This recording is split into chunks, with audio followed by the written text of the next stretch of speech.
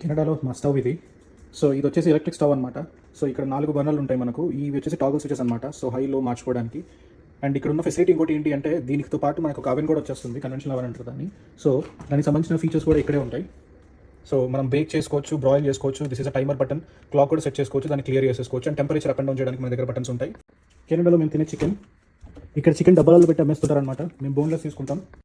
ఇక్కడ బోన్లెస్ మనకి చికెన్ ఇలా అమ్ముతూ ఉంటారు. ఇప్పుడు మీరు ఇక్కడ రేట్ చూడొచ్చు, $9.94 ఉంది, which kind of equates to like 630 rupees in India. And ఇక్కడ ఇంకోటి చూస్తే మీరు 1.173 kgs ఉంటుంది. సో ఇలా ప్యాకెడ్ ఫుడ్ వస్తుంది and with an expiry date on it. So before that మనం కుక్ చేసుకుంటే బెటర్. బట్ చాలాసార్లు it will last longer than that. So మేము కూడా ఒక 2-3 days తర్వాత అయినా యూస్ చేసిన టైం ఉంది. అండ్ మీకు ఎప్పుడైనా స్నాక్ చేయాలనుకుంటే మాకున్న ఆప్షన్స్లో ఇది ఒకటి పాప్కార్న్ చికెన్ అని చెప్పేసి. So this is the pack of 800 grams. So మనకు కావాల్సిన తీసుకొని ఒక 10-15 ఉంటాయి. అండ్ ఇట్లాగ ఒక ఫిలిప్స్ ఎయిర్ ఫ్రైర్ ఇది. సో ఇందులో ఒక 10 to 12 minutes మనము ఫ్రై చేసుకున్నామంటే మనకు కావాల్సిన చికెన్ పాప్కార్న్ రెడీ అయిపోతుంది. కెనడా లైఫ్ గురించి ఇంకో ఎన్నో వీడియోస్ రాబోతున్నాయి. సబ్స్క్రైబ్.